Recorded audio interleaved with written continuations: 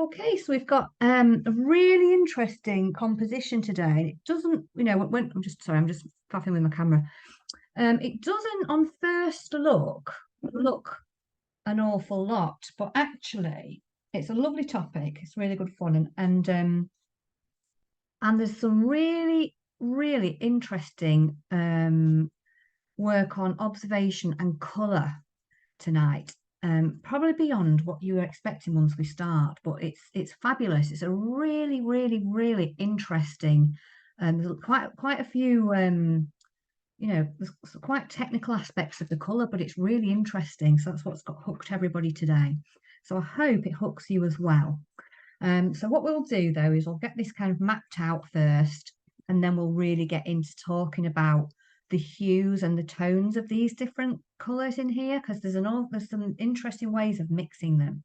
What's really nice is it links quite closely to last week's landscape, which is why I've chosen it actually.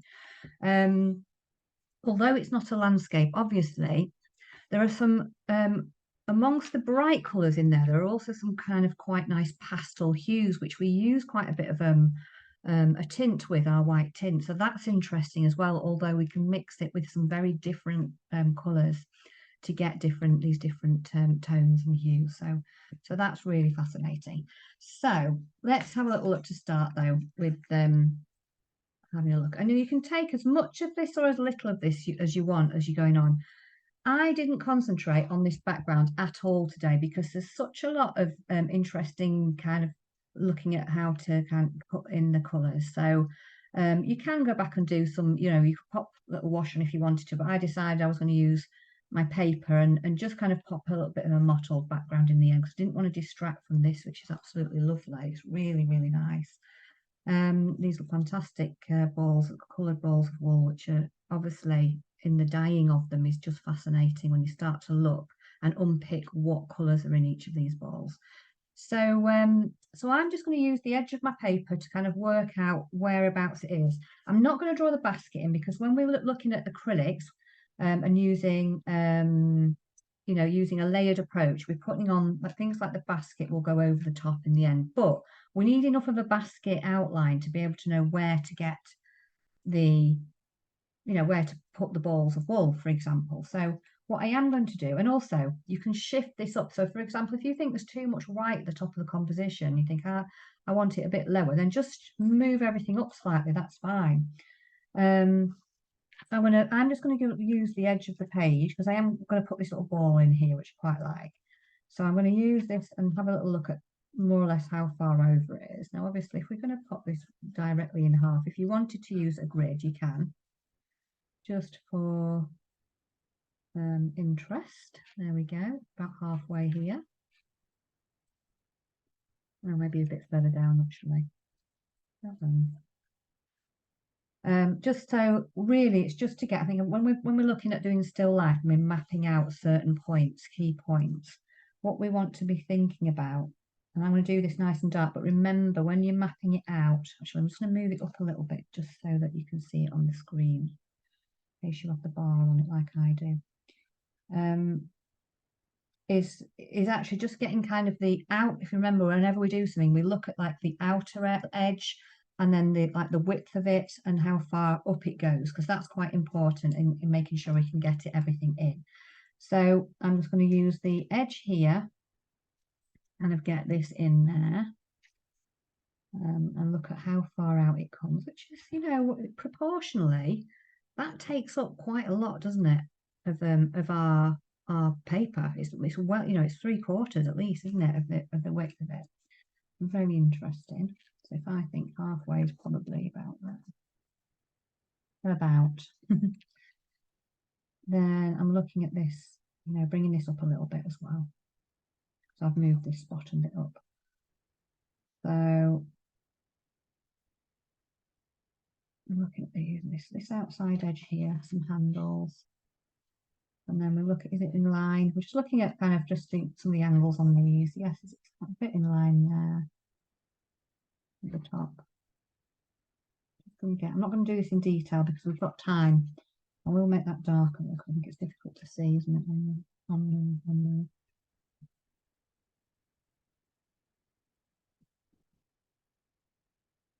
like that. Right, so what we could do with though is having an idea where this top edge comes round, and we've done some work on ellipses previously, but it's really good to keep recapping. So an ellipsis is where you get the curve of something, and we can work out, you know, how big that curve is. So if I go right across the middle of it, where I can see like the kind of the curve ends like that, we can see it's quite narrow, is that curve. So that ellipsis is not really deep. Sometimes they come right down. You've got a vase, and depending on the angle you're looking at it, or saucers or anything that we're drawing. So we know that that ellipsis there is not really that deep. So if I can do the same, I can replicate where this starts and finishes. And I'm just going to pop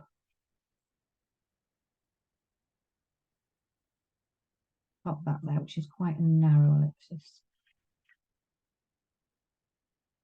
I'm not going to draw all the lines in. I'll just make it a bit darker for the camera though, because I don't know how much of that you can see in there.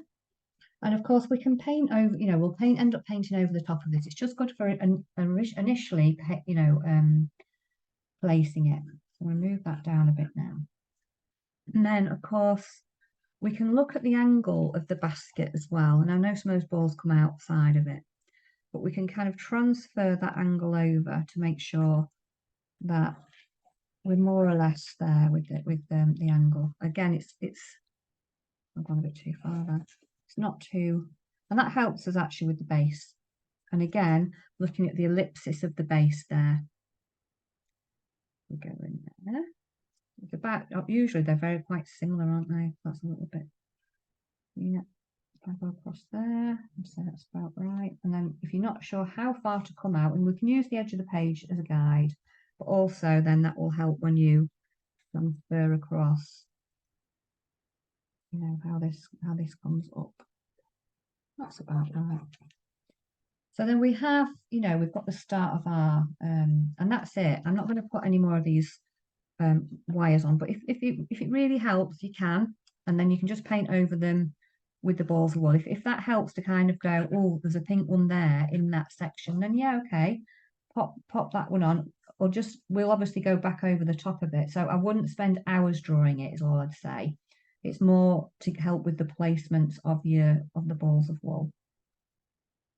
So there we go. So what then I would be starting to do, and we've done this before, and this is really typical of any still life, it's very helpful, is to, you know, look at the top of the highest point of what you want that ball to where you want it to come. And if you look at it over here, it comes up a little bit up, doesn't it, above the basket handle. So I'd be looking and thinking, okay, yeah, it's going to come right up to here. But of course you can enlarge things if you want to. If you want to make that even bigger, you can do. And again, what we're looking at is the biggest thing in that section here, the biggest ball or whatever in that section. And then once you've got that part of that in, you know, just nice and lightly, you do it nice and lightly so it's not going to be, I'm just looking at the kind of where it generally is. So we've got this big ball here, and what I'd be looking at is the other two balls on the outer edges, because then we can work out, sandwich everything in between. If we start on one edge and work round and then realise, oh, this is wrong, it's difficult to take it back. But if you go for top and outer edges, and the same as we work down, then it just helps that bit more. So I'm going to go in with this green. And you know what, it doesn't matter if it's not perfect. What we're just trying to do is replicate, well, not replicate, but make our own art out of this. I just realised that green's ball's a bit high up, so I'm just going to move that down. And then this other lovely orange one here.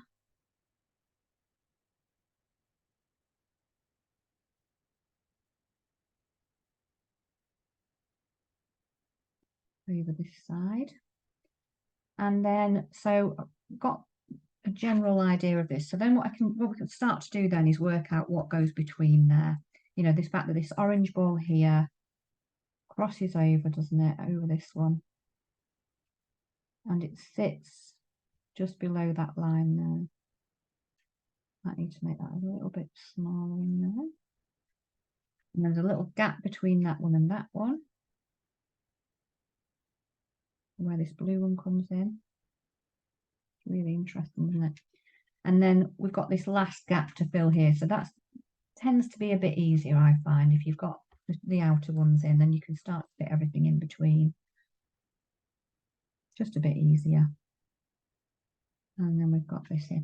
And then obviously we've got this pink one and this other one that are in line where these other, where these sections are. So that's helpful, isn't it? You can pop in the pink one, just pops above just here. It goes over the top of the green.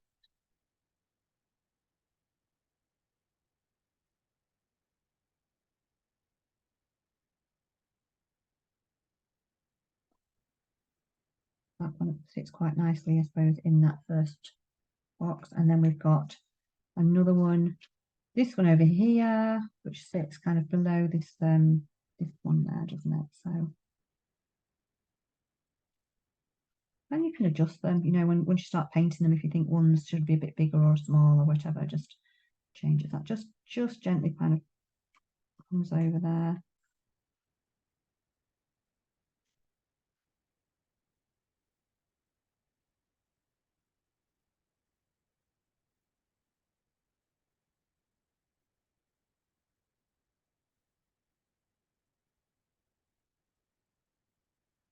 There we go. So we just obviously like now, if you wanted to get some of these bottom ones in place, then that's fine. Or if you're happy to kind of just use these lines as a guide here, that's okay. I'm going to actually just get some of these big ones at the bottom in.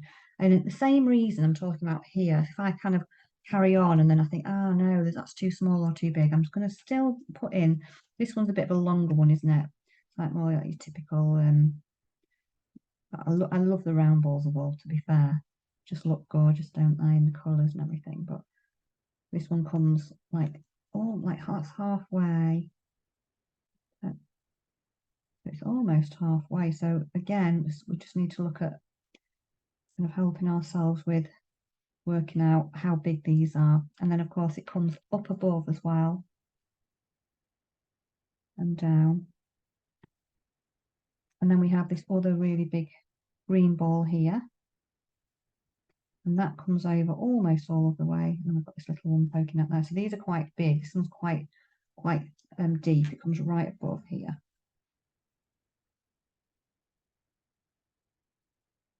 Maybe even go behind there. There we go.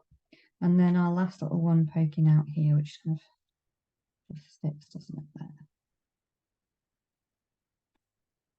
And then we've got this kind of middle bit section. So we know that up to there, that's all right because it goes in here.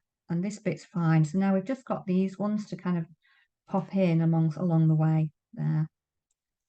So, we can do that again. So we can look at, so obviously these ones at the back are behind, these are at the front. So I might line these three up and have that poking out behind, just so that the ones that are at the front are more accurate with the shape. The ones behind, you're not going to see too much anyway. So if we get the ones, focus on the ones that are in front.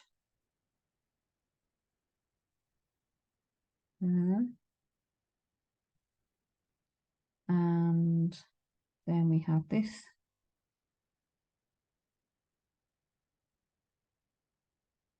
bigger one in here. Happens at the front as well, kind of comes between, which is what we'd expect. That's the pattern you've got, isn't it? Like that. So it's not quite as mind-blowing if we've just got a good system of like with any still life, that we're just kind of using one section to help us with it, place the other one. I might bring this one down a tad into this area here, because now I'm looking, I think, yeah, the orange one, and then it might be a bit smaller on the top. So I'm looking all the time, changing that over a little bit, making that bit bigger, but we'll do that with the paint. So we've just got a slightly smaller gap here. And that's got some ball of wool in the back that I can see. So I'm just going to pop that in because we can make that a muted colour anyway, so it disappears in the background. So then we've just got, the other bits around it. So we've got this one coming out the back. So that one pokes out the side a bit. There we go. I might just make that one slightly bigger. Just trial and error, isn't it? Really, that's what we're doing. And then what have we got? Oh, we've got that one in. That one's bigger. Yeah, that one's bigger than there. And then we've got this one. It's kind of like on its side, coming up like that. And then a bit of a purpley one there. And then there's this one just kind of in the background. I think I've just got a bit of that one there, actually. There, like that. And we do have a little gap in this cage a bit here. And if you want to pop this one on, look, it's quite nice. Just get the general shape of it.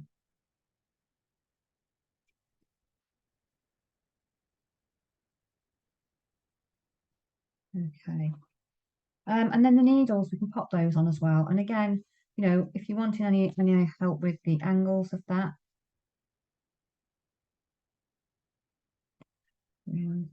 slightly taller.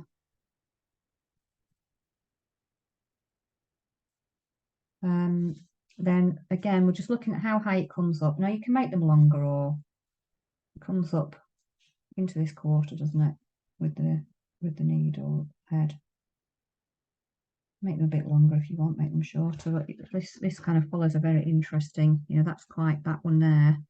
Almost line up, isn't there, like that? But you don't have to make it that accurate unless you really want to. So you've just got the lovely head. And it goes straight forward. But again, I wouldn't be putting those actually in there, painting them in until later. So I'm going to be painting over that and then painting these, you know, so don't spend ages is what I was going to say. Because we can put the details in later. It's just if you wanted to get it placed in your basket, that's fine. Okay. There we go. I'm just going to give everybody a minute just to see how you're doing there with mapping it out. And then from there on in, we can just really focus in on these amazing colours and the textures and everything.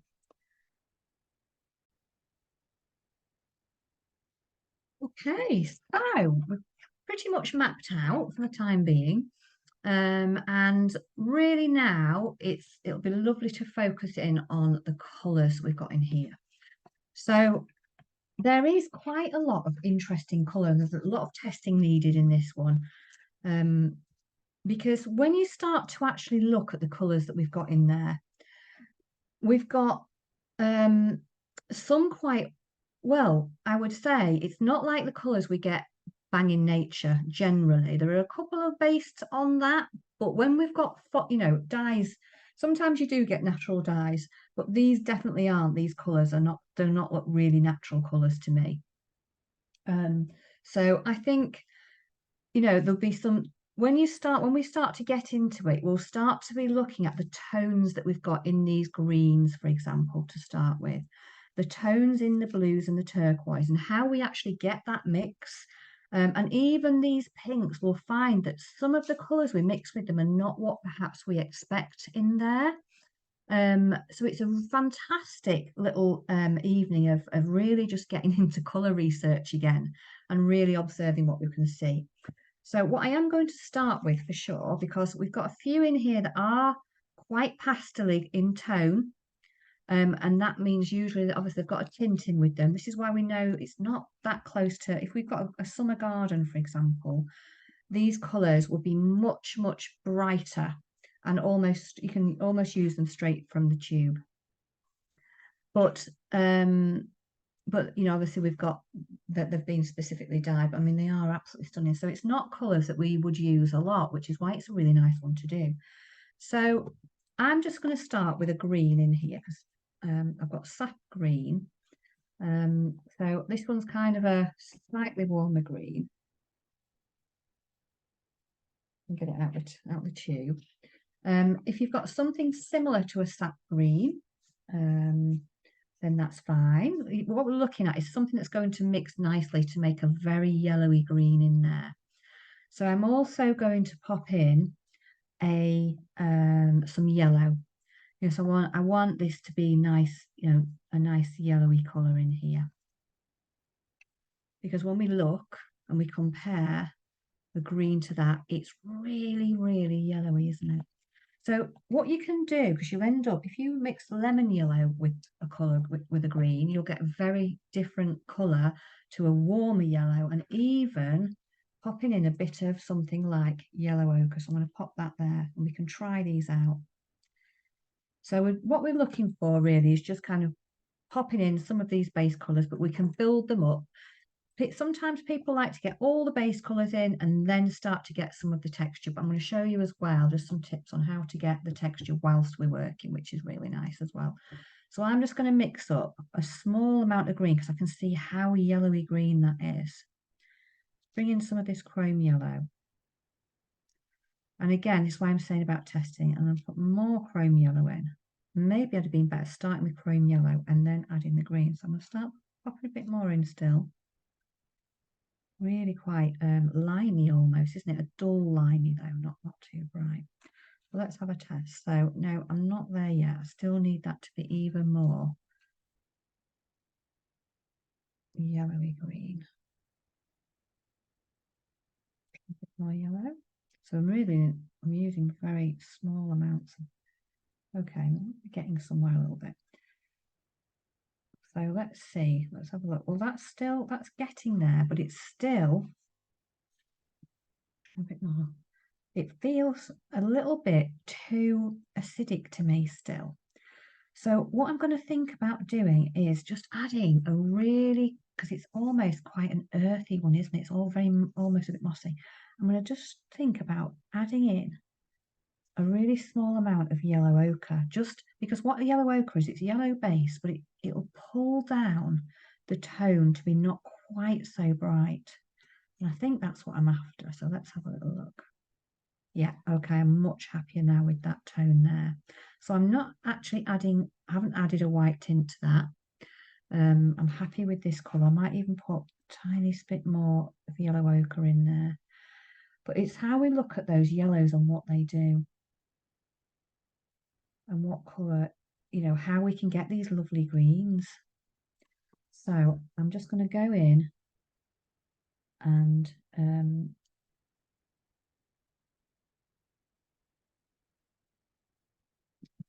really. Now what I am doing is I'm using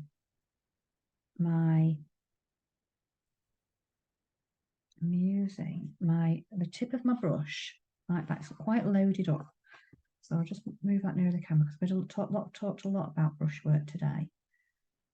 And if you've got plenty kind of loaded up, what you can do is use your brush to get a lot of those shapes and textures into your, keep loading it up. So I'm using quite a lot of paint on here.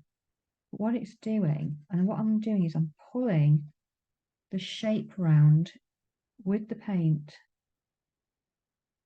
to create some of the textures that I can see going on in that ball of wool, and that helps us already. It already feels a bit ball of wool like, doesn't it now? Still things I need to do, but it just starts to get it in. And then there's another one down here. It's a bit darker on this side and a bit brighter on that, but we can adjust that. So I'm just going to bring a bit more of this yellowy colour in. So we're looking at these tones in here. Now on this side, it looks quite bright, so I might actually just try putting in a little tint in here, see what happens. Just a tiny bit of white, but you've got to be careful, just use experiment. This side to me here, it looks quite bright. So I'm going to try and pop that in.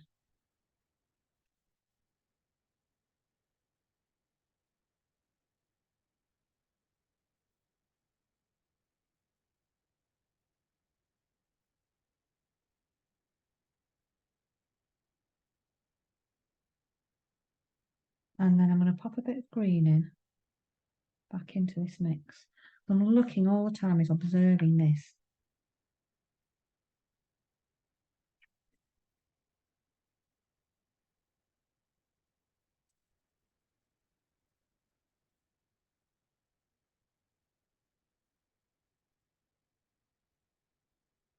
I'm just getting a bit of shape here.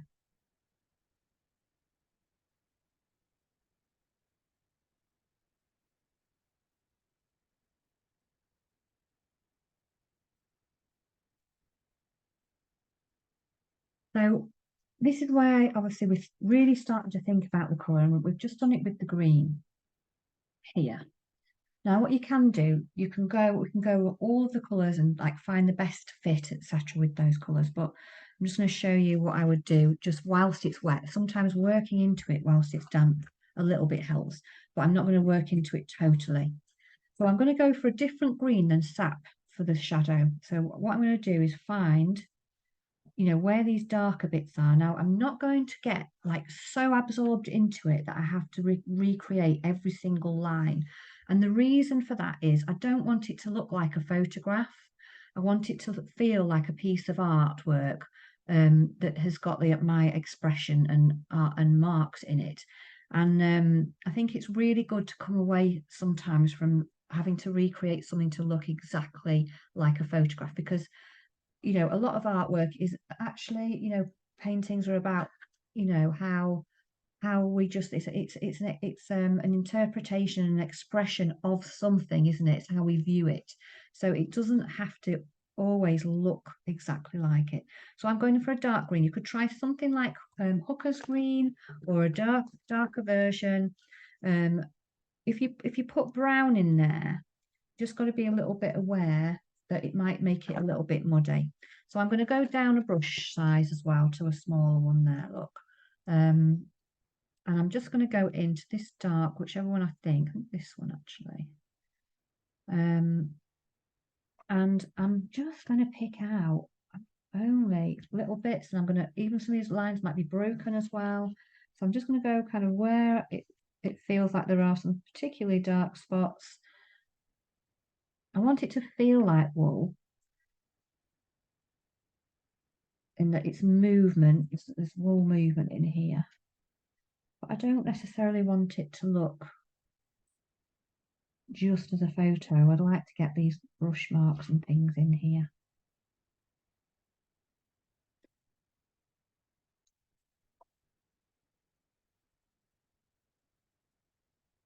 Part of the joy of creating, isn't it, when we've got our own things going on in there. So I've only got a couple, I've not got too much going on, as you can see. Just got a few marks. I'm going to do the same at the bottom here. And the beauty of this is, again, I can load up my brush, but it's still a bit damp, so I can still maneuver it a little bit. So I'm just going to put a bit in there. Now, it's not going to look like wool until a a load of wool until near the end. I will say that, because our brains, because it's out in sections, the brain's going, what's going on here? I can't just, it's not making a picture yet. It's not making sense, and that's fine. Just be aware of that. It will start to, you'll be like, ah, yeah, once you've got all the elements in place. It's another of those brain teasers there, but we know where we're going with it. So yeah, so I've just got a few darks. I'm not going to, again, I just want to get the, feeling of the movement in there. And then we've got the lighter bits on top. So again, I'm just going to pick out a few. I want to go for some really vividy kind of a limey colours, just on some of those surface bits. Not all of them, but just some of the ones that stick out to me, like there. Just so we can see. So I need to mix up at this. I'm going to go really quite vibrant with that. Now it's gone too light, so it's not looking. So I'm going to go just put some colour back into it. Just got a bit more of that in there.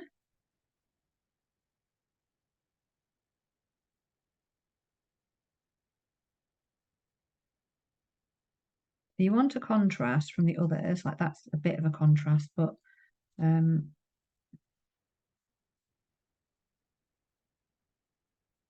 you need plenty mixed, or enough mixed up so that you can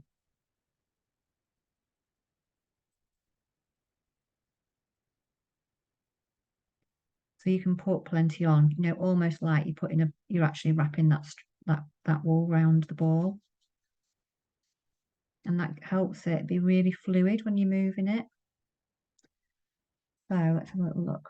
I'm going to pick out again, if you're not sure, because people were asking me today, when I put it on, it just all blends in together. So if you get it on the tip, and get plenty on the tip, you can just kind of drag it round.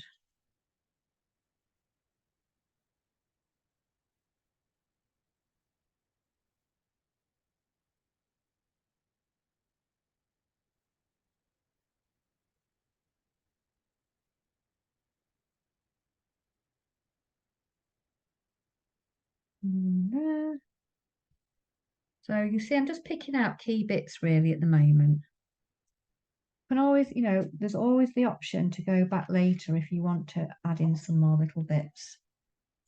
And I'm going to do the same over here with this one down the bottom. And you don't have to do this till the end, you don't have to work on it whilst it's damp. If it's getting all a bit too much of a mush, you can wait till it's dried a bit, for example.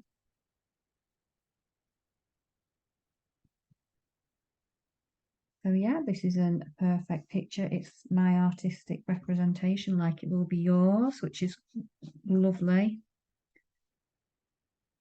More and more artists now are just discovering how nice it is to have the brushwork and stuff in there, and to create this sense of something. And it's not abstract. Obviously, that's really very far removed from the original picture as such. But again, we've got just these different ideas coming in here.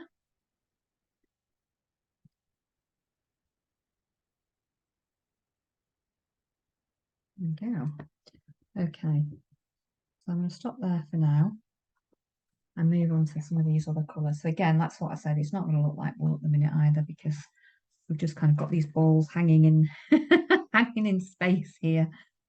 But what we can start to look at again is the next kind of different colours you've got. And it's quite nice to be able to work with a similar colour palette at the same time. So, if you're doing pinks, look at all of those as a whole. I think what I'm going to do is, I think I will move on to some of these blues next. So again, these two blues are really different, and we were talking about this. So I had on my palette some ultramarine blue, which is typical in most sets. But I also had some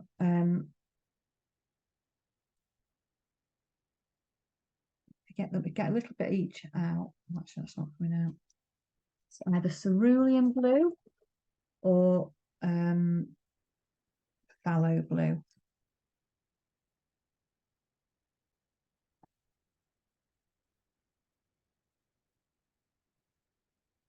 Okay. And just see what happens. So you might have some cerulean, which is a little bit very sorry, very Mediterranean sky. But also, sometimes if you just mix yellow into it, it doesn't quite get the colour that you want. But if you think about mixing some greens into it, and actually I wouldn't put sap green in this one. You can try a really different colour, something like that one's not the one, Booker's green. You could try a bit of an emeraldy green. That's not the right one. Actually, let me just find in my kit where it is.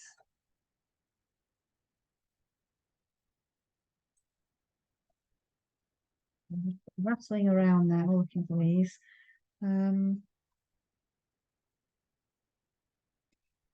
Something like a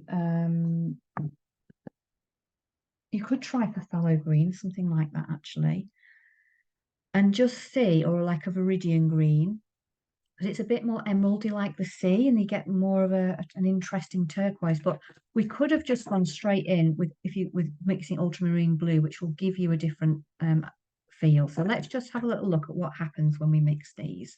And this is why it's really good to try. So you can go in with something like cerulean, look.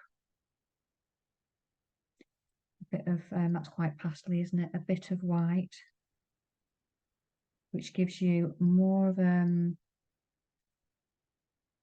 cerulean and white gives you a, it does give quite a good light one. But if you haven't got cerulean blue in your kit, then try something like a bit of your ultramarine blue. Move that up a bit. And you have to just try this bit of it. Some of the Viridian green, which has got, as I said, it's going to be more turquoisey. And you mix it together because it's a bit green.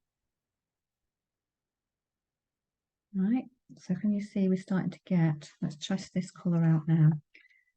So without mixing any white in, it's starting to look a bit like that. So I'm going to pop a bit more of the green, because sometimes we put more blue in, and actually what we need is the green sometimes. So let's try now adding some white, but I'm just going to do a small amount at a time, otherwise we can end up with a... Okay, so we're going, need to put a bit more of this green in it. Trying to make it a bit more turquoise and a little bit more ultramarine in there.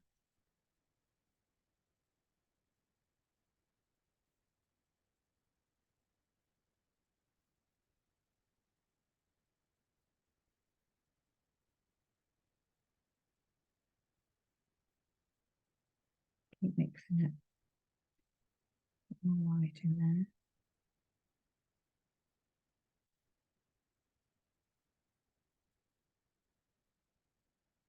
And a bit more blue.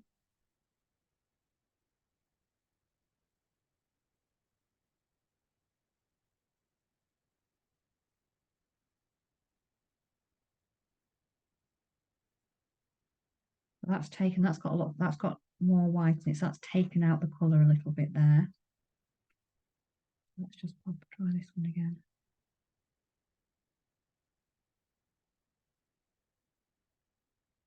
Sometimes when you look at it, you think, I need to actually put some more colour back into it.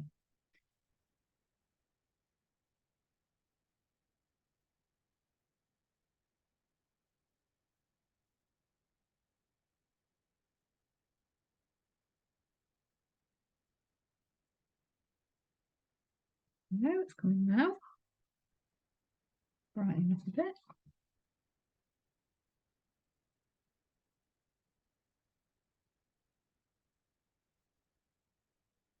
And sometimes the other thing as well to take into consideration is each of the kits, the colours vary so differently depending on what what one that you use. There we go. So I'm just going to show you the difference. So this one's with ultramarine in it.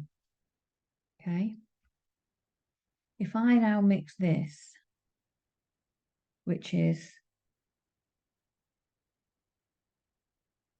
a phthalo blue. Okay. And then I put a little tiny bit of ultramarine in there as well. So I haven't got any greens in this one. I'm not looking at this colour here, but then I pop a little bit of a tint in with white.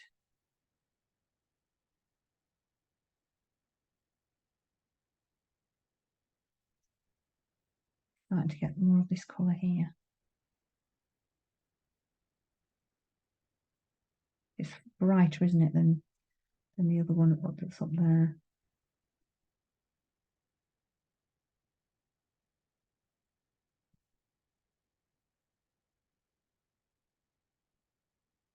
Let's try it. Yeah, so I'd be happy with that as a base colour actually down here. Maybe a tiny bit more of a tint.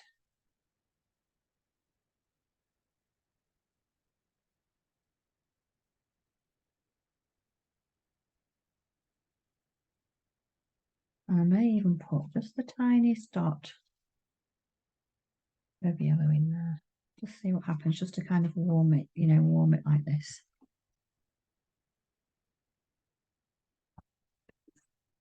Thank you. There we go. So we're just exploring. I mean, this is just a different blue, isn't it? This one is more, it's got more the greeny one in it. There's so many ways we can get to these colour combinations once we start to really look at what the colours are that we can see that are in there. So this one down here is brighter, but we've used phthalo blue. Here we use cerulean, and we've got a bit of ultramarine, and this one's ultramarine and a bit of viridian green. So we've got some really different colours in there. So it's just really trial and error, and looking at what, does it look like it's warm, or does it look like it's got more yellow in something? Does it look like it's cooler? It's really fascinating. So this one at the top is much lighter and brighter. So I'm just getting this one. And even this one at the top, this one with cerulean, I might just be inclined to pop in, it's looking better now, a tiny bit of the other blue, which is what I've just done. So, and again here, I'm going over my needles, I'm afraid.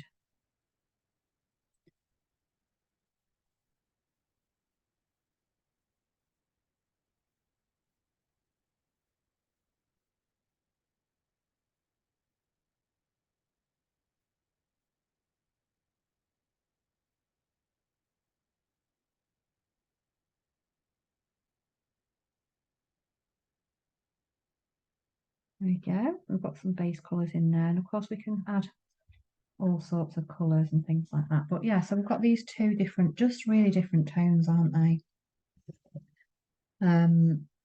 Really, really fascinating. And again, we can use some of these other darker colours in there. I'm going to pop in, I'm putting plenty on again. And I'm just looking at where some of the dark areas might be. I'm using a different, one of the darker colours in amongst these balls of wool. Just carefully using the tip, but loading up plenty so I can drag it, drag it through. Because we want a sense of the movement of the wool, as opposed, and then this is much darker down here, so I'll be inclined to, make that really dark in there. But it's maybe thinking about the kind of dark colour that you're going in with, as opposed to going in with like dark brown or something. You might want to use something that's more a very dark version of the colour that you're using as well. That sometimes helps. Or you can just wait till it dries a bit and pop on a colour so it doesn't go muddy. That's the other option. So yeah, so I'm just creating this sense of movement. I'm not doing every strand, just a few. And the same here, you may be able to go over with one of your other colours. I'm going to go over here. So to make it darker, I'm just going to add some ultramarine blue to this mix here. And just get a little bit of contrast in there. It's a lot of fun working out the colourways that you're going to add or take away. And then again, you want to finish up with your lighter ones. So it's just deciding what do you want to put on as a lighter one. And I might use this light colour that's over here to get some of the highlights on this wall. And that's why the tone, the tones do look quite similar. So you think, it's fascinating to know what colour combinations they actually add to the wall dyes. And I wouldn't be surprised if it's exactly the way we're thinking about it, like a tube of paint. We need more yellow in this one. We need more like of a turquoisey blue in this one, or we need a little bit of a green added to that one. And we think, all these decisions being made. So really, as an artist, you can actually really relate to some of these things that are happening here. So I'm just going to add a really light tint of white to this one I've got here, this very light turquoisey one.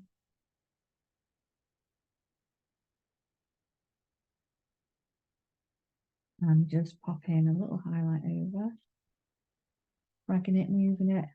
And I was saying to someone today, if you're wanting to kind of just get more of an artisan feel to it and not be too precise. And just hold your brush. We get in the habit of going down that and like really careful. If you hold your brush down, it just makes you be much looser, which is nice.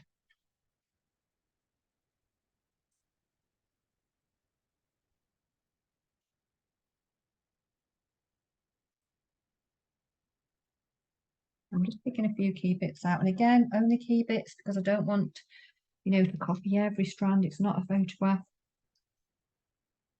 There we go. And then we just keep going. So like we've really looked into the depth of some of these colours that are on here. And then you can, you know, you can keep going really.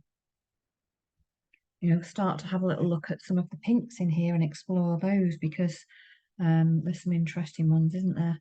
So if you look at these difference between the pinks here, that one and that one are really different. So, you know, why and how, what is the difference? Well, if we start with this one here, this is similar to it, but it's darker, it's in the shadow. But this one is, you know, you're not going to really get a combination just with red and white that bright. So you're looking at something like, to start with, I'll just move this over, like a magenta, which is much brighter. It's much more red as well, isn't it? Magenta colour, which is like, it's the warmest on one of the purple spectrums. Violet's obviously the coolest with more red in it. So try that, or you can try rose. Now, they differ dramatically. So I'll just show you, for example, I'm just going to get the paint on this one. This one is one range that I use. It is a Winsor and Newton one. This colour rose is like that. And this one is another one. This one's rose as well. And the colours are so different. So even if you've got rose in your kit, it might not come out, you know, it probably won't come out exactly the same. They'll all come out with different colours depending on what we've got. I'll squeeze it out anyway. Rose is a great colour for portraits. If somebody's kind of got pinky undertones to their skin.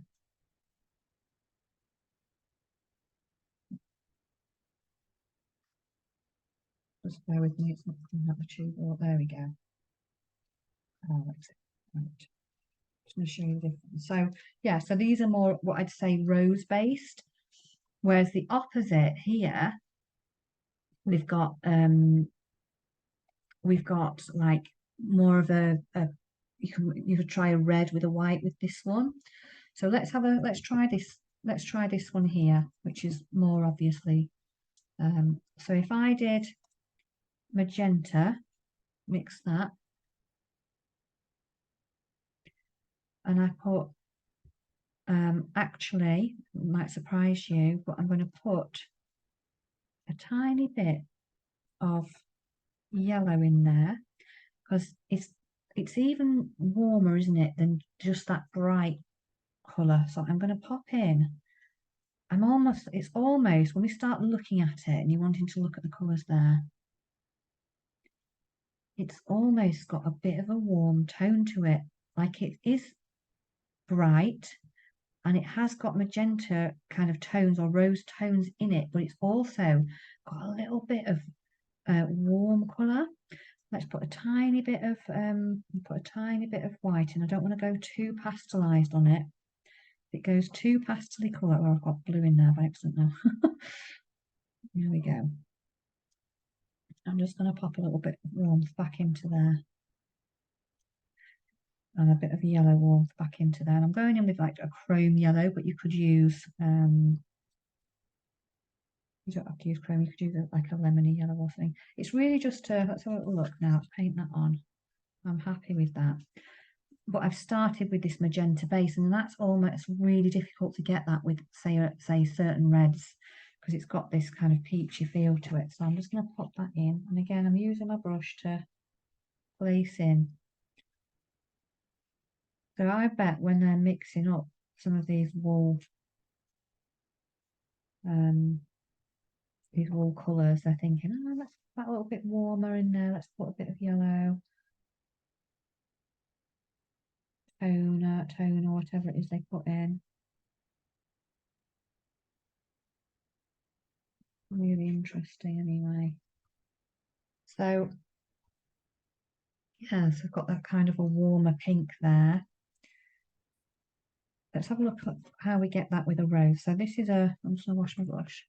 So this colour, it's a bit difficult to see on my screen at the minute while it's still wet, but so I get this rose here that's in this corner. So this is a different one here, but it's very similar toned. It's a nice bright tone there, look. You can see underneath there. So you can see straight away how we're starting with a base that's got more depth, colour and depth in it. Okay, yeah, so that's more of a rosy pink, isn't it, when we mix it together? So that would be nice, actually, for some of the highlights of that ball we've just done. But I'm going to go in with a dark colour to start with for I'm going to leave that there and we'll use that in a moment. I want a darker colour, so I could actually just use that magenta, pure magenta, to go in on that ball and get just some of the, get it moving, get some of the sense of the movement in there. There we go. Not too many in. I'm just going to put a few in, show how it moves. Come down this side. That's over. Underneath. Under there.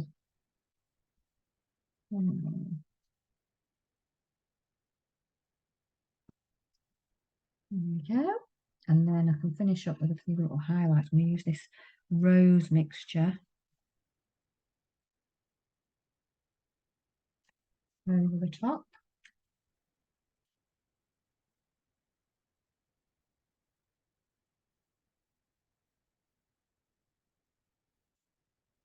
So it's still a bit warmer, isn't it? This rose colour is still warmer than a pure pink and white, which I'll show you in a minute. This one that's got quite pastel tones in there.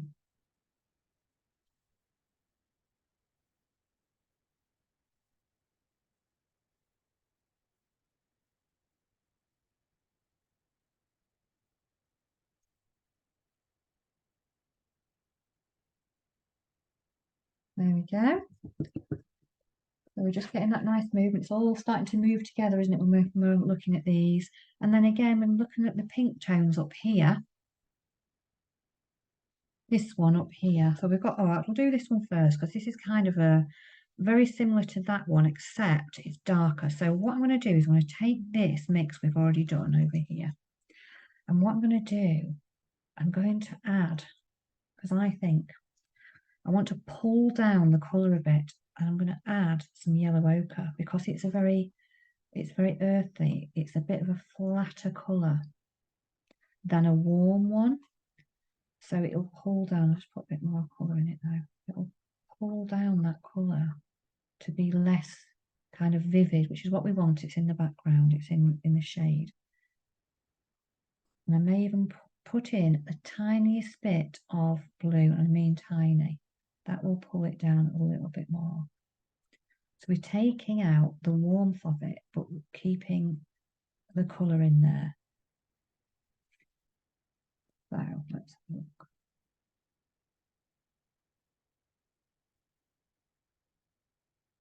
Right, I'm just going to pop a little bit of do it on a bit of a bigger brush.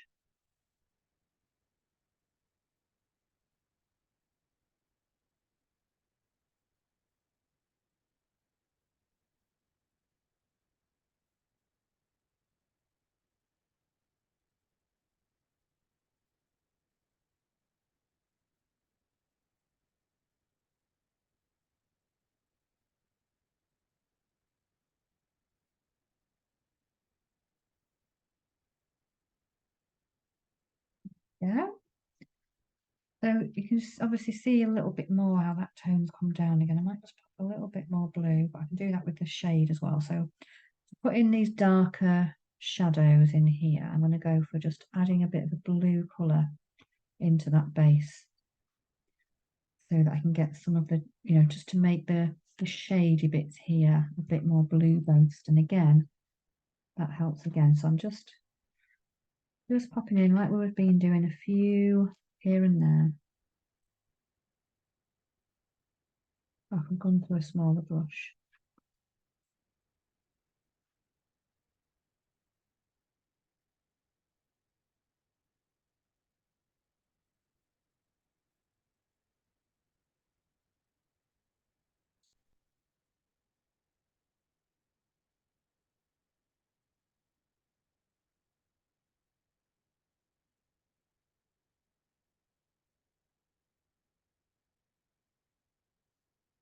Shadows. There we go. And then again, finding some little highlights. They're not really bright, are they? They're not as bright as those ones. It's just finding, you know, how do you make a combination of, how do you use what you've got to, maybe we're just kind of making a brighter bluey base here.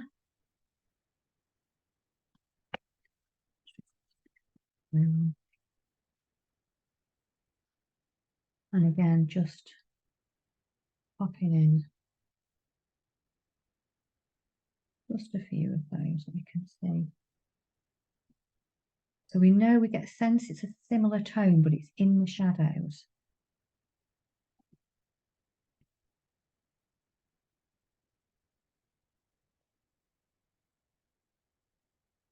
And also this bit between the two balls, to get a sense that that one's in the distance, we do need a bit of a darker colour on in between them, don't we? So I'm just looking at that as well. Maybe putting a bit of blue into that magenta colour there. And just underneath there. It creates that shadow between the balls there. And we're just working our way, you know, working our way through doing exactly that with all of these lovely colours. What else have we got in there? We've got this one at the top. This was a different one. And then these ones here. So I'm going to look at that one and that one. That's a bit of a lighter version. And we've got a very kind of more violet here. So again, this is what I was saying about so many varieties of colour. So this one up here, we can have a little look at how we can get that one. Now we've got quite a similar one with putting a bit of rose and white in there. So you could try a rose and a white tint together, but then we can also try a red. So you could even try something, a totally different red, like you could do like a pillar box red or something like that, or a scarlet red, or you can try, this one's totally different to what we've been using, something like an alizarian crimson, which is, you know, quite a purpley red, you know, the alizarian bit. See what happens. So this is a real wonderful time to explore colour. It really is, while we're doing this. As I said, because we don't do a lot of, we haven't done a lot of man-made things. So I've got that there, bit of white tint. And if you mix that together, look, let's see, a bit more white. You get this lovely, see the difference? That's quite similar, isn't it? So I'm going to go for that. I'm just going to go, or you could try even, sometimes you can put in a tiny dot of, it's almost got a little tiny bit of, I'm going to try a bit of ochre in there, because I do wonder, yeah, there's just a slight warmth to it somehow. Right, I'm going to mix up a bit more because I've not mixed up quite enough. Now I've got, so if I try that on here, that's got the ochre in it. It's a tiny bit, look. Really interesting. So I'm just going to mix up a load more. And that's the ball at the top. But we're thinking, you know, what colours can be in here? And things like alizarin crimson are colours we use in more in portraiture and things like that, really. And but they are great. These pinks and stuff. Right, let's get this mixed up.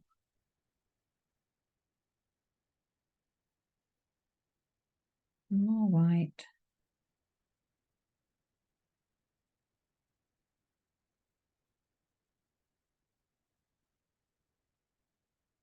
There we go.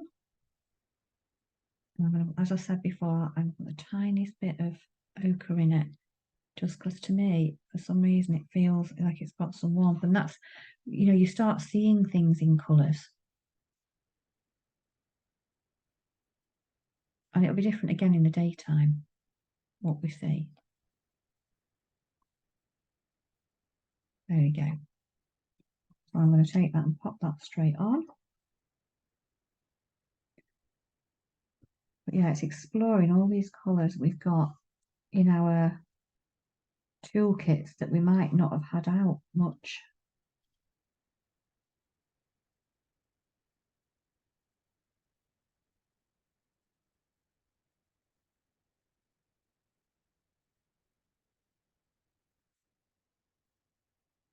Okay.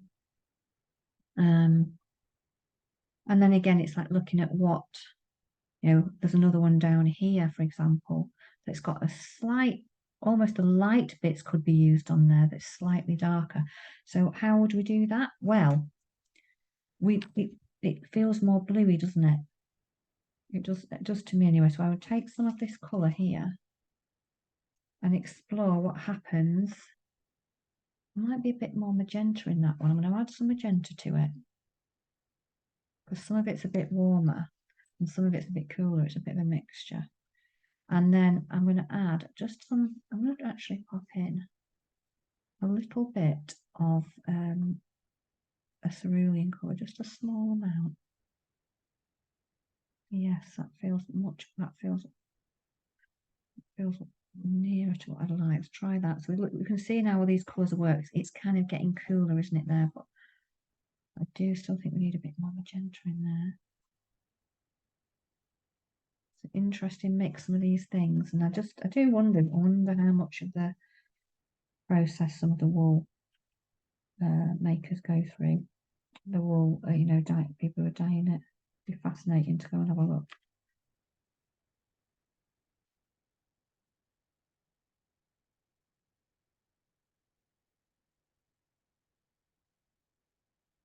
And pop that through. Yes, the tone of that is a bit more blue to that.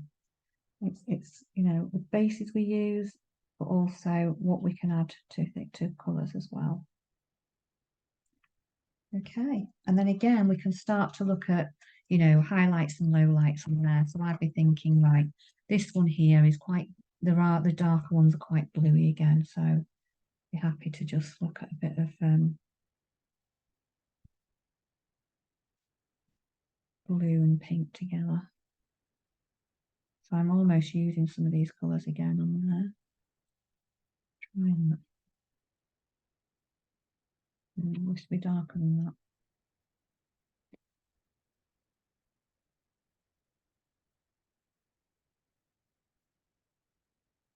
But again, I'm just getting a sense of the movement. I'm not focusing in too much on the detail.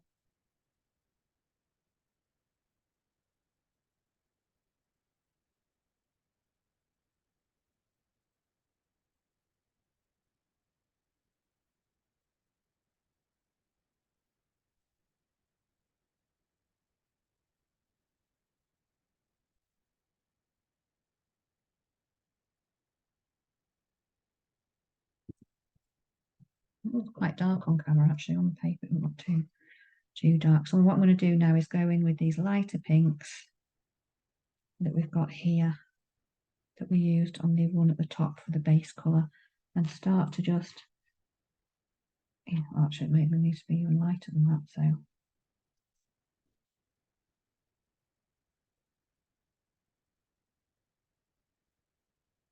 even a lighter tint.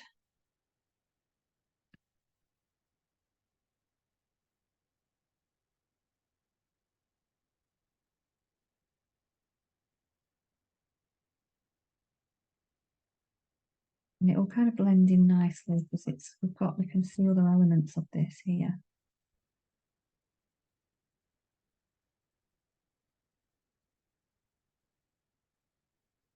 Just pick out a few areas. All makes sense once we have it all in the basket anyway. And then the one at the top, again, we need a dark. So I'm just going to go for like a rose or a magenta in the background there. But I'm going to make it not quite so warm because it isn't very warm in there, is it? So how do you do that? Well, you can just go in with the blue.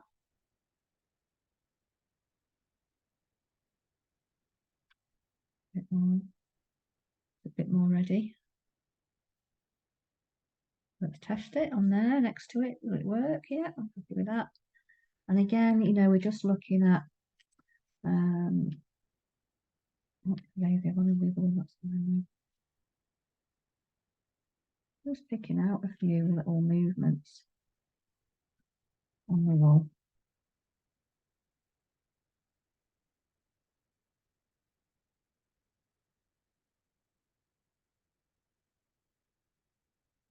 Yeah, and then again, you know, the highlights on there as well. So we want to go really use that pink that's really light. We'll go even lighter.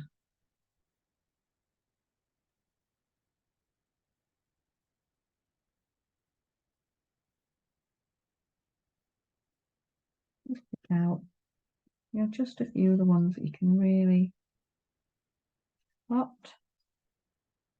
Get that nice movement going around. A few going under, crisscrossing. I mean, you could tie yourself in knots if you like want to focus on all of it. So that's why I'd say just focus on a few.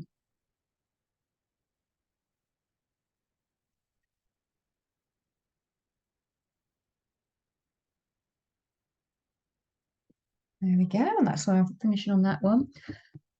So all these fantastic colours we've got going on here, and you can carry on, you know, once we've done that one. Then there's this one, which is more blue based. So you could look at, for example, a bit of violet there. I've got a violet one, so it's more on the blue spectrum. I'll pop a bit of that on my page. And then we're starting to look at, you know, this is going much more violetty. So, however, there's still a bit of lightness to it. So if that's straight magenta, straight violet's quite dark. So let's try mixing in, see what happens when you mix in white as a tint. Well, you can do that. Does it go light enough, or is it too light? Does it feel like there's a bit of warmth to it? Do you add some yellow and see what happens? Or do you add more, you know, a bit more pinky colour? Let's try it. Okay, well, I'm happy with that one. Mine's a bit more yellowy actually. That's just what I'm happy with. So, you know, we're exploring all these different colours on this palette. There's masses, isn't there? When you just look at all those pinks and purples and you think there's all of these tones going on. There we go. Let's create that. And we've got another one here that's similar to that. So we can look at that as well. You know, just keep going. So what have we got on here? That's a bit more pinky though, isn't it? So I'm going to take that rose and I'm actually going to mix it into this one because it's a little bit in between that one. Lilac-y pinky. Let's see what that looks like. Does it look okay or does it look awful? Let's see. That's all right, actually. Maybe a bit lighter in places. Right, let's go with that one then. So we've got some coming around this side.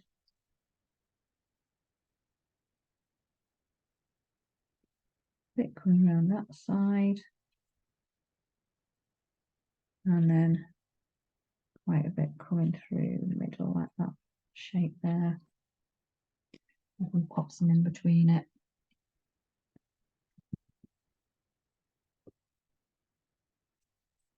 I'm going to just take a pause and see how everyone's getting on. So I know there's a lot of colour to be thinking about in there. Everyone can keep thinking about it.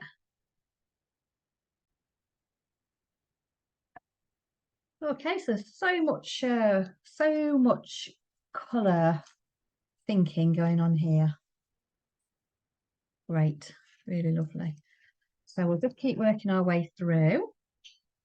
I'm just going to pop a little bit of the darker colour on here. I'm just going to put more violet into it, into the mix that I've just used. Just to get that end in. I'm just getting some nice movement through. Our own interpretation in. So important not to lose the fun and connection to our art by being too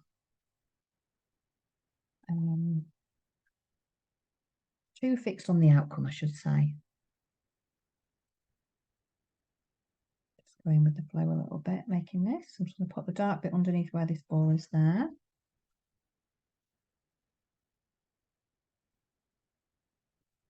And then some little highlights again. So, you know, you can just go, just kind of mixing a bit of white in with those.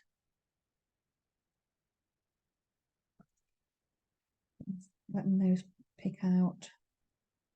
Oh, it's not very bright actually, I need to put a bit more in.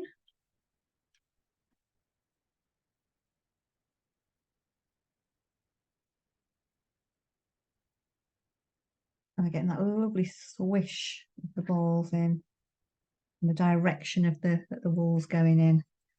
Sometimes it changes, doesn't it? And then other times it's quite similar. There we go. And then this one here. Need to put some kind of darker ones in there. So let's have a look what we've got there. This one's a bit more magenta-y. Say it's a bit warmer inside that one, but we're just like looking all the time now because now we're really interested in thinking, yeah, what could that be now?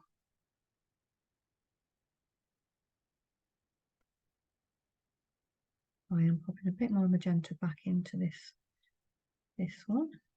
It might be rose actually, a bit of rose in that one. And again, we're just getting some directional movement in there.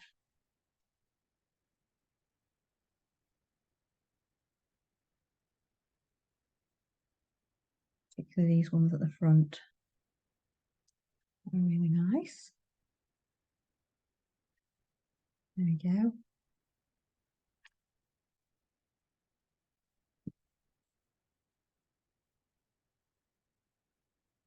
I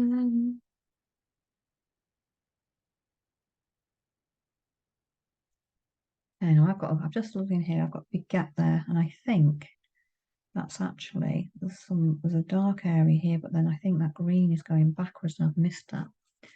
So it's just like having a bit of a look at what's going on there. I think that colour's probably dried up now, so I'm just going to have to recreate it quickly.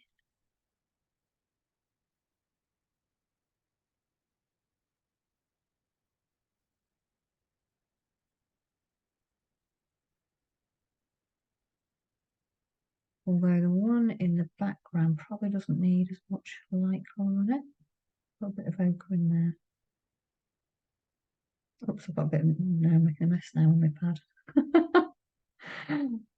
I think I might need a new pad. Let's just get this, move it back a little bit in there.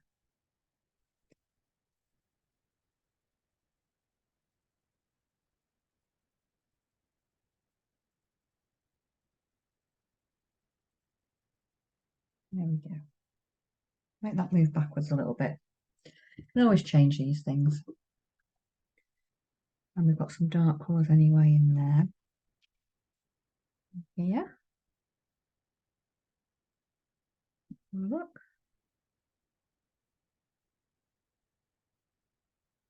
I've got dark colour in there. Now I can't tell if that's more violety or dark green or what. So I'm just going to go with what I think. Let's have a little look where that gap is.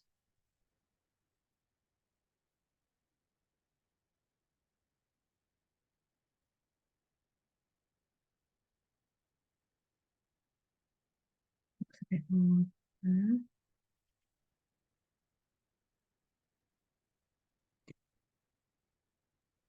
Do need to acknowledge it's there though.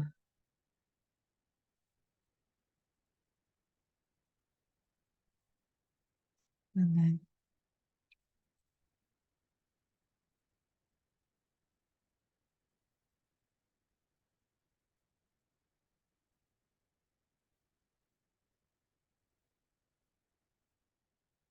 Okay, a bit better. Right, so yes, we're just kind of working through all of these, aren't we? I can see the bottom of this pink one looks like the bottom of the pink one there. And then we've got all these other slightly warmer. And I think these, like this one over here, is kind of, what do I am going to get a new pad now because this is getting a bit, a bit congested on here. I think that goes to show how many colours are in this. Right, because I don't normally fill a little pad, I have to say. So we've got three lovely kind of orange based things here. So let's see, we could go in with a bit more Cajun yellow. It's quite warm. I'd almost still use some ochre in there. I'll show you one in a moment, popping them out. I may even use a bit of this one. I'm just seeing how this one reads because it looks like burnt sienna to me, but actually it's not called that on this particular one. Oh, it's red ochre. Okay, yeah, so not dissimilar. Just to get the rustiness, and then also just getting a nice deep red in there as well for this orangey one. Or you could just try an orange base to start with if you wanted to. Is that what I've just got that one, same one out. What I've got here, okay, this is more of an orangey one. They're really kind of like colours on the warmer spectrum. So I'll just show you what I've got here. There. So let's have a little look what we can do with that. So I'm going to swap, make sure you've got clean water, I would say, because it can start to muddy it.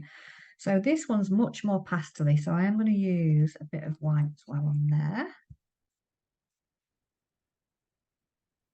So let's see if we're going with this one. So I've got, this is called red ochre, but burnt sienna is not dissimilar. This is maybe a bit lighter.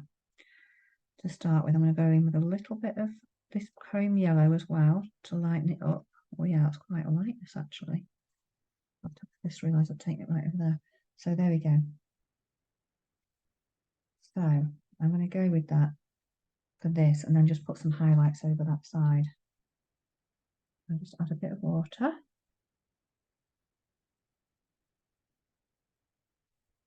Lovely, isn't it? It's lovely, kind of a rusty,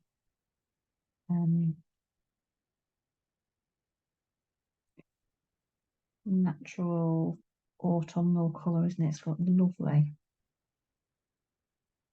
Just imagine having a beautiful, like, wool jacket in this, wouldn't you? Gorgeous, that would.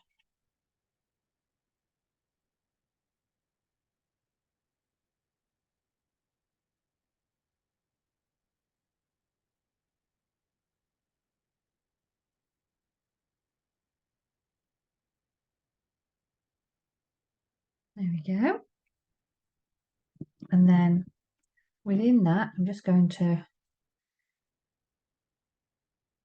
actually use, I will use a much darker colour in there. Probably will use a bit of brown to get my highlights, low lights in, you know, like this shadow bits in. I'm going to squeeze out a little bit brown. Use a dark one. Pop this on the tip, and just again, just popping it in a couple of places only. I've made that a bit. I probably should have gone with a smaller brush to be fair, but it doesn't matter, always not gloss. Just scrape it off again. I'm not too worried. You can even use like a blue base colour or a violet colour in there if you wanted to, but no worries.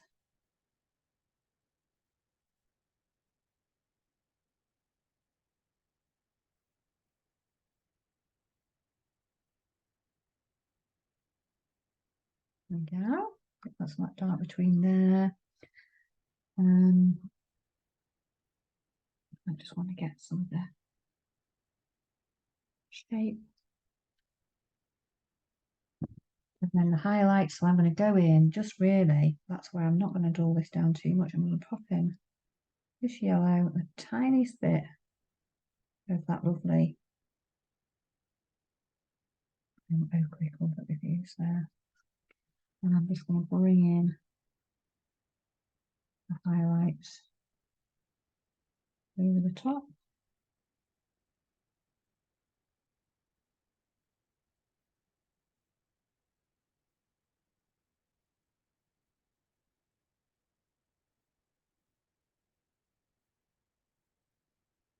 There we go.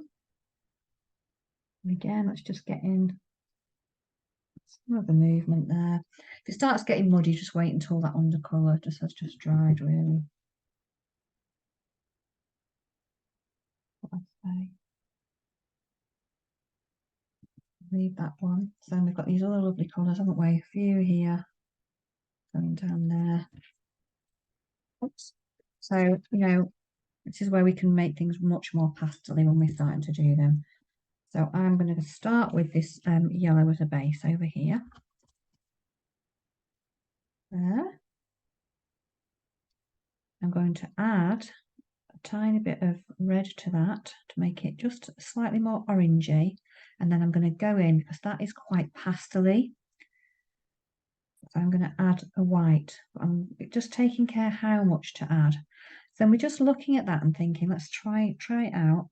Okay, yeah, it's quite still maybe slightly darker than that. So you've got to decide, am I going to put more yellow in it? Or am I going to put, I'll just put the tiniest bit of that in just to, because this is already brown, but it might actually, what it might do is just knock the colour down a bit, which is to not make it too bright without just making it totally pastel all the time. Let's try that. Oh, that's better. So yeah, again, just trying to create the shape of the wall, making that brush round, sweep it round. Use your tools to get the flow in there.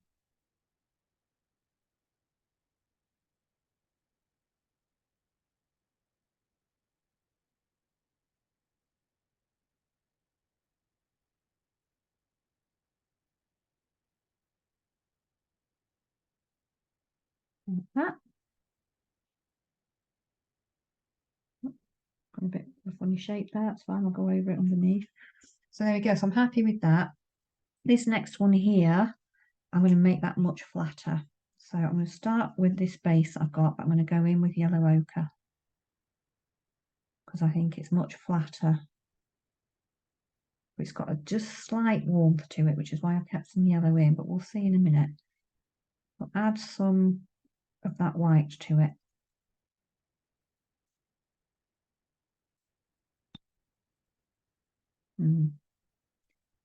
Interesting. So I think it's too warm, but I can see a touch of, like, it feels a bit orangey somehow.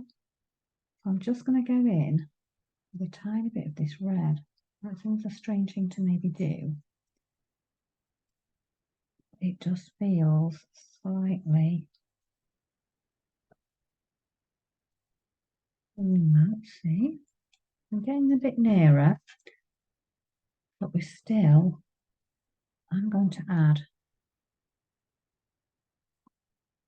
Try a bit more ochre, and I'm going to add a tiny bit of this really dark brown, but a very small amount. And I know that seems a really strange thing to do, but what I'm feeling is it's not got much warmth to it, but I don't want to make it too pastel because it will just make it lighter and lighter. So I'm pulling down the colour with a bit of that brown, so it's making it less let's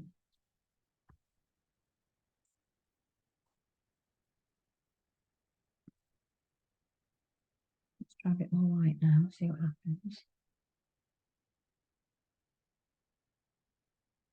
Okay, yeah, okay, I'm happy with that for now. Now for the base, let's go around. Feels it's not too warm, but it's still got some warmth in it. And if we want to add any more, we will just do it with the highlights.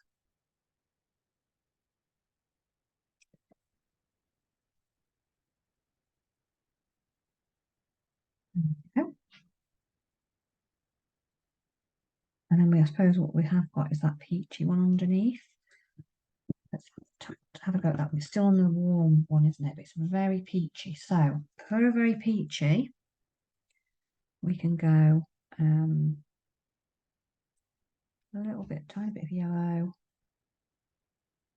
Where's rose? We know we had a bit of that rose.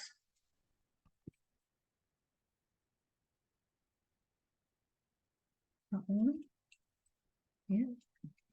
Behaving tonight, isn't it? Tiny bit of this rose. Okay. Quite warm at the minute, that. Let's flatten it right down. There we go. And look at the difference there. If we add red to that, you're not going to get, that's what it looks like there. We could have just a tiny bit more rose in it. And just a tiny bit more yellow in it. So I've got a bit more brightness in there. There we go. Just a tad more white. There we are. Yeah, happy with that. But adding rose and yellow to get peachy colour is another way of doing it. Instead of using like a warm red. You can still use a warm red. This just gives it makes it really peachy.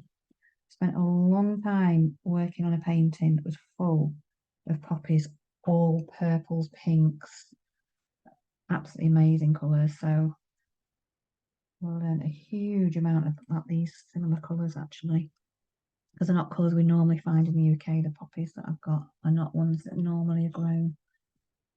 You wouldn't normally get them in your garden. And then we've got another pinky one down there. So I'm going to take that magenta and add it a bit more to this that I've got and do that one in the background there. Let's have a look. Yeah, and I'm even going to pop a tiny bit of that warm Cajun red in there. And that's just going to go in that background one there. So it's a bit warmer than this one, it's slightly more pinky.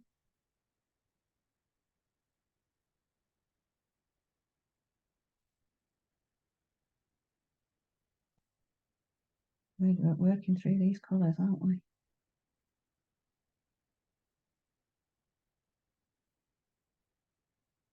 About all of them. I think we've just got the bottom of another ball of wool there I need to pop in, which I think was that pinky one. So I'm just got to go back and get some colour for that.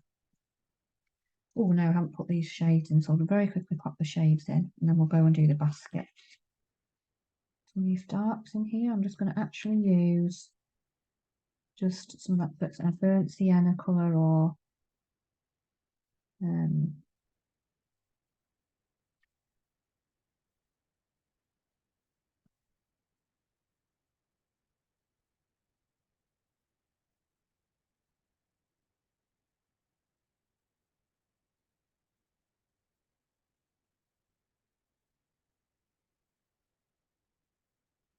yes, that's the lower light, and the highlight in there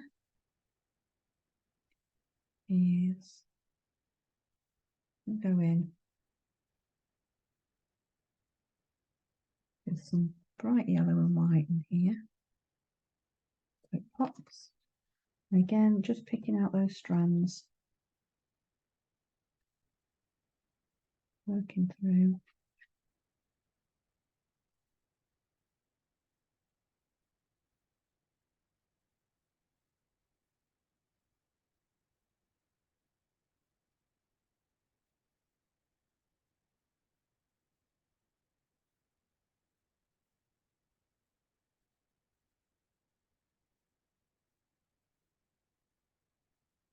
Yeah, and then similar on here as well. So again, I'm actually just going to use, rather than the warmer brown for this, I'm going to use the darker one. So it's just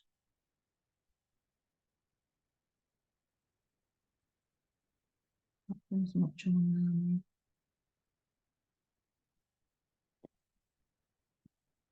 I'm just getting some of those colours.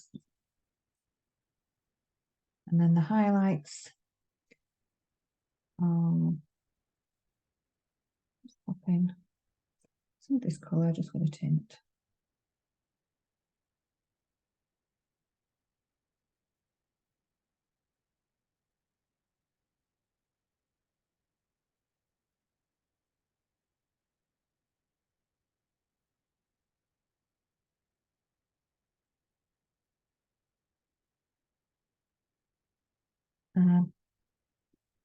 And then a couple of these other ones as well here. So this one, again, just needs a slightly darker colour in there. You know, some of the really pastely ones don't really need too much contrast.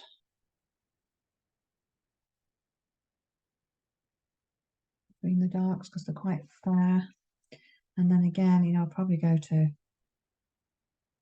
near white really with those, the highlights on these ones. Very light tint with the white mixed in.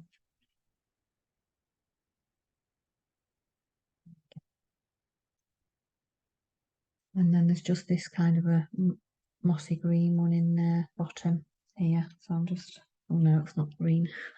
It's got a funny colour on this paper again. I'll just pop it something in. I don't know if it's part of that green one there actually or not. I'm just going to kind of just pop in a mixture of potential colours because I'm really not sure by this point what that is. I can't see it. So, and then where it's very dark in between there, really dark, I'm just going to, oops, not with that though, because it's going to spread. So, I mean, at that point, you can just go in and think, is there anywhere else, you know, do I kind of see any more dark areas? Pop those in for depth. That's what we're doing on the basket to kind of like finish, it helps finish the basket off as well, actually. So just where you can see any and you think, oh, I've not got that actually, I'm not seeing where that is. Might not be everywhere. There you go. Okay. So yeah, so popping the basket in. Let's have a little look. So there's different ways to do this. If you want to do it really straight, as long as your picture's dry, you can, if it helps you, to draw a little line in there. So what I'm going to do is just go look, remind myself again where I'm going to pop this line. So you're pre-doing it out, and you can do that downwards as well if you want to. Because depending on where, on some of these you can see some of this. You have to decide where you can see the balls, that where it crosses over the balls and one where it doesn't. And then also, you know, get the ellipsis on these as well. I'm just drawing over it with my pencil, and I'm going to cover over that anyway. So you sometimes get the edge of the baskets coming round here. Now, if you're doing this in obviously pastel or anything else, you'll need to make sure that you do a nice, you know, plenty of pressure on there so that it marks it with pencil or whatever. And then, yeah, and then we've got the bottom there as well. And then downwards, you can even mark on there. There's nothing wrong with mixing the media and using a pencil. It's not cheating. It's just actually making you feel much more confident. People use all sorts of things. They might even copy, you know, photocopy grids and things on these before they even do a painting on a canvas. There's all sorts of ways of doing, you know, on a computer. So just getting these. It's more the angles you want to get going the right way, you know, so it makes sense to the eye. And then you can either use like a really careful hand. I would say a lot of it is getting plenty, and I mean plenty, of paint on the tip of your brush. If you're really, really not confident with it, that's fine. You can just put a ruler on its edge like that and just hold it. I wouldn't say hold it on the painting, just above it, because what you can do, I don't know if you can see what I'm doing, is just do that, slide it like that to get that on there. So I'm just mixing up a bit of white, a bit of a bit of white, a bit of raw umber, and a tiny bit of blue, just to get that kind of a grey. Oops, can't get the blue off though, there we go. Just to get something that's a little bit like that.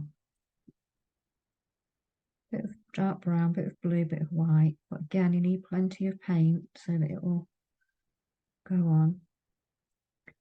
And then you can start to just guide it down that line that you've drawn on there. And another one.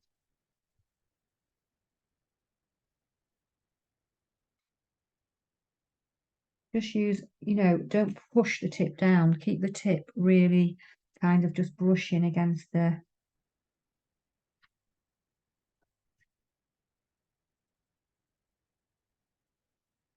brushing against the edge, and it'll keep it flowing as long as you've got plenty of paint on your tip.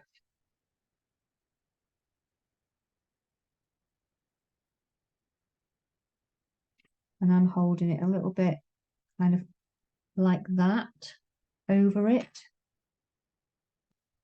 because sometimes if you press it and you press, what happens if you press down, those brush marks splay out and then you do get a thick line. Whereas if you're kind of holding it on the tip and you're gliding it down, it doesn't put as much pressure on there. Let's try that.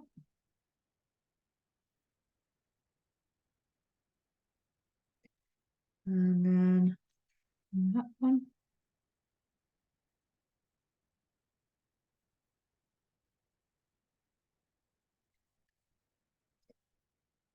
There we go. So we're just creating that. And we're doing the same here. So we're going around. Sometimes it's easy to go across like that, look. If you find one way in the other, then just turn your paper around. That's another option.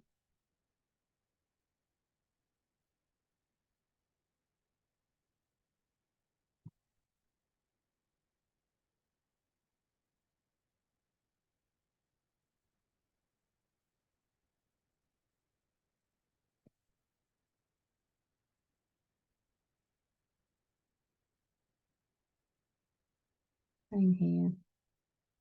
Going over it. And again, it doesn't need to be absolutely perfect. And if you do make it a bit, it doesn't go quite as straight, doesn't matter, you can paint over it. You can even go like put the wool colour back in it if you want to. There we go.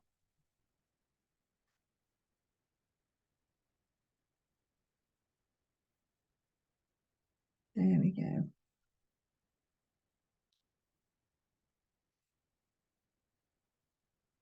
All right. So, and then obviously there's the bottom bit as well. I've got to do that.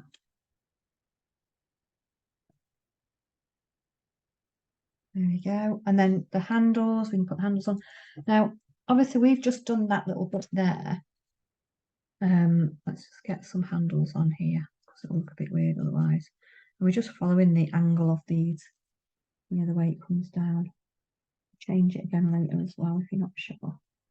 A lot of the handles, what we're doing with those, will change when we start to put like shadows and things on. Oops.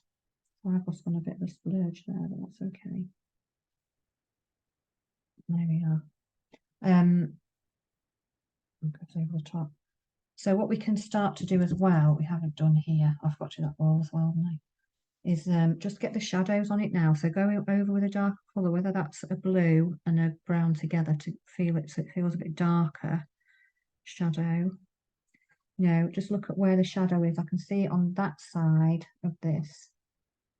So I'm just going to pop, I'm not going to like do it in every single bit, but I'm just going to break it up so we get a bit of a shadow on the basket as well. Bit here down that bottom. So you can just pick and choose where you put that shadow. There's one this side, it's more shady this side, isn't it? on the sides and more shade. There's a bit of shade on the inside there. I just pick up the bits that you can see the shadow on. It just kind of makes it a bit more three-dimensional, really. And you can do it on the underside as well if you're getting more shadow underneath. And then what happens is once you've done that,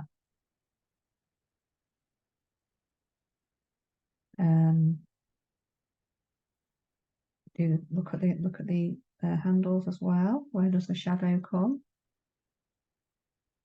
On both edges. Get those on. Like that. Which is nice. And then you can pop little highlights on that basket as well. So you can go in with a little highlight. You know, white's probably a good one because of the reflection actually. Normally I don't go pure white, but you know what? There's some really quite little bright bits on here. Just pick them out. Might be a bit on this edge here. When we pick it out carefully, it really makes a difference to the highlights on the top of the rim, which is where we'd expect to see it. There's a bit up here. There. Where I'm going to see it. Yeah, some of them on the inside, some of them you can see, can't you, quite brightly. And bottom, look here. Just keep picking your way through where those highlights are. And that's it really. I mean, obviously there's needles. I'm not going to get onto doing that tonight because I've already, I think, run over, guys. I'm sorry about that. But yeah, just think again, look at the different colours, put a base colour on, put your shadow on and a highlight, and you're there. And I hope you've enjoyed that. It's been full of interesting colour information tonight. And I'm just going to, that's my final stop tonight. So I hope everybody's enjoyed that one, and I'll see you soon.